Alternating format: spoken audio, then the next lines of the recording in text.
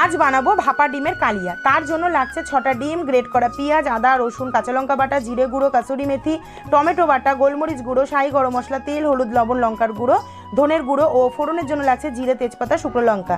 ফাটানো ডিমের মধ্যে হাফ চামচ গোলমরিচ গুঁড়ো ও লবণ দিয়ে ভালো করে ফেটিয়ে কেক টিনে অয়েল ব্রাশ করে ডিমের ঘোলা ঢেলে 20 মিনিট ফুটিয়ে নিয়ে টুকরো করে কেটে লবণ হলুদ গুঁড়ো মিশিয়ে খুব ভালো করে ভেজে নেব। এবার ফোড়ন হয়ে গেলে বাটা পেঁয়াজ বাটা দিয়ে এইবার খুব ভালো করে নাড়াচাড়া করে পেঁয়াজের রং চেঞ্জ হওয়া পর্যন্ত কষে নিয়ে দিয়ে দেবো টমেটো বাটা। টমেটো বাটার কাঁচা গন্ধ চলে গেলে দিয়ে দেবো কষে নিয়ে আদা, রসুন, লঙ্কা বাটা দিয়ে খুব ভালো করে কষে নিয়ে হাফ চামচ জিরে গুঁড়ো, ধনে গুঁড়ো, লবণ, হলুদ, লঙ্কার গুঁড়ো সমস্ত পরিমাণ মতো দিয়ে ফেটানো টক দই দিয়ে কষে নিয়ে ভাজা ভাপা ডিমের টুকরো দিয়ে অল্প কষে নিয়ে উষ্ণ গরম জল দিয়ে টকবক করে ফুটে উঠলে উপর থেকে কাসুরি মেথি ও গুঁড়ো গরম মশলা দিয়ে নামিয়ে নিলেই কিন্তু গরম ভাতে জমে যাবে একদম মুখ ভালো করা একটি রেসিপি। ফুল ভিডিও দেওয়া আছে আমার ইউটিউব চ্যানেল মাম্পির কিচেনে। আজকের ভিডিওটি ভালো লাগলে একটি করে লাইক